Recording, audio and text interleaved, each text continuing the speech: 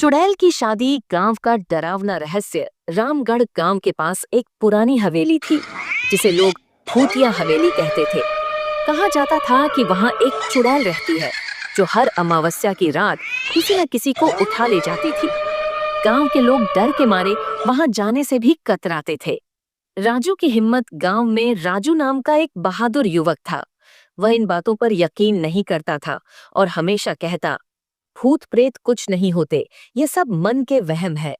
एक दिन शर्त लगाकर वह उस हवेली में चला गया। हवेली अंदर से ठंडी और अजीब थी।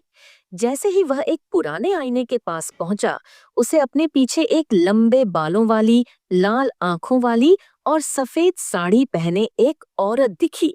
यह वही चुड़ैल थी।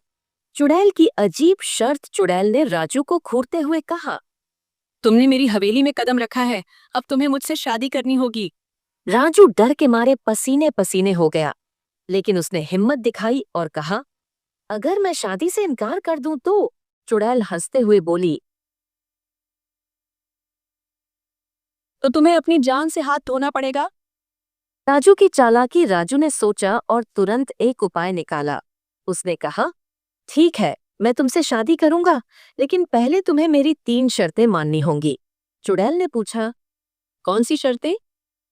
पहली शर्त, तुम सूरज उगने तक मेरा इंतजार करोगी। दूसरी शर्त, शादी के बाद तुम्हें गांव छोड़कर जाना होगा। तीसरी शर्त, तुम्हें इंसान बनना होगा। चुड़ैल सोच में पड़ गई। जैसे ही सूरज की पहली किरण हवेली में पड़ी, चुड़ैल जोर से चिल्लाई और जलकर राख हो गई।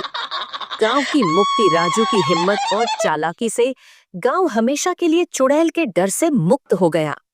लोग उसे गांव का हीरो मानने लगे और वह गर्व से अपना जीवन जीने लगा।